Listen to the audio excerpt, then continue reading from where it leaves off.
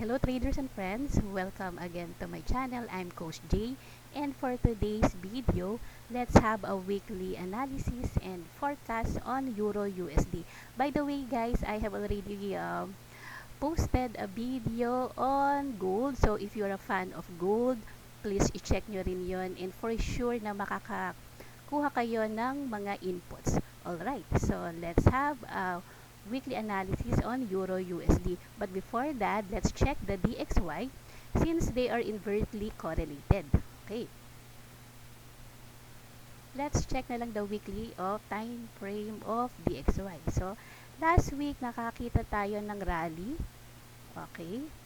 Dito sa DXY. So, therefore, if we will check the latest news on dollar, ayan, so dollar strengthens as the euro, ayan, British pound and yuan fall. So the dollar index on Friday rose by 0.45% and posted a 5-week high. The dollar on Friday garnered strength from a fall in euro USD to a 3-week low. Okay, so the US dollar really benefited from the unexpected US inflation and posted a weekly gain. Okay, so if nag-strengthen ng dollar, so we expect na ang Euro USD ay magkaroon ng move to the downside. Okay, so let's back to our chart analysis. Euro USD. Okay, so let's have a multi-time frame analysis on Euro USD. So, pag weekend nagmo-multi time frame analysis ako, pero pag weekdays na nasa lower time frame na lang ako like H1 or M15. Okay, so yan. So, i-zoom in ko lang. Okay, so as you can see, ang gold ay naririto sa historical structure. So, this is a previous support. So, nagkaroon lang dito ng false breakdown. And then, ngayon nga, nag-act na siya as support. So, nagkaroon ng bounce dito sa level na to. And currently, if we will notice itong current price na ginagawa niya, so, nagmumukha siyang inverted head and shoulder. So, inverted head and shoulder is a bullish price action pattern wherein makakakita tayo ng move to the upside. Okay? However, since naririto pa tayo sa resistance na to, so expect na magkakaroon pa ng move to the downside. Okay? Or magkaroon ng moves ng sideways dito sa area ng shoulders. Okay? Which ngayon ay ito nga yung nangyayari, no? So nagkakaroon lang siya ng sideways. And also itong EMA 200 natin ay nag-a-act din siya as resistance. So pag natatouch niya rin yung EMA 200 ay nagkakaroon ng reaction. So bumababa ang price. Alright? So let's move on to the weekly. So since bullish ang ating merong bullish price action, however, hindi pa naman niya nabe-break itong yan. So ito yung magiging neckline niya. So pag nagkaroon ng breakout dito sa neckline and magkaroon ng retest, that's the time na talagang malaki ang chance na magkaroon ng move to the upside ang gold. Okay? And i-retest niya siguro kahit itong up to dyan sa level ng nitong support na to. So possible na maging resistance. Okay, so remember itong M pattern na to, no? So overextended na din siya, so may possibility talaga na i-revisit niya yung neckline na to. Okay, so let's move on to the daily time frame.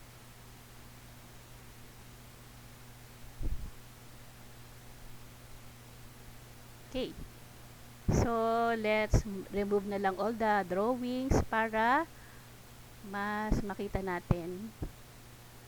Okay, so i-zoom in ko lang para makita natin itong current price action na ginagawa niya. Okay, so if na-notice nyo itong double top na to, So, double tap is a bearish price action pattern wherein after nga niya, no, nakakita tayo ng downside move. Okay, so binalikan niya itong neckline na to, tapos bumaba na siya. Okay, so ang neckline niya ay naririto sa area na to. Yan. So, very textbook talaga itong nakita natin na pattern na to. Okay, so there's a breakdown dito sa neckline na to. Okay, so if napansin nyo siya last week, so talagang congrats sa mga naka-sell dito. Okay? Yan. So actually nakapag-sell din ako dito, pero dito na sa area na to. Okay? Yan. So bearish tayo kay Euro USD. And of course, i-check din natin yung COT report. Okay? Para tingnan natin kung align ang ating analysis. Right? So as you can see, no, yung long niya ay 182,382 versus 134,040. So generally, if we will deduct this short from long, generally ay net long pa rin naman siya. So kagaya ng na-analyze natin sa monthly, may possibility pa rin talaga na tumaas ang price. However, take note na nag-add sila ng short na very that's very significant din ang additions ng short nila. So 14,449, and take note na nag-deduct din sila ng long nila. So nag-align siya sa ating daily na nagkaroon talaga ng move to the downside. Okay. So ang next opportunity natin dito, let's go down to the H4. Okay.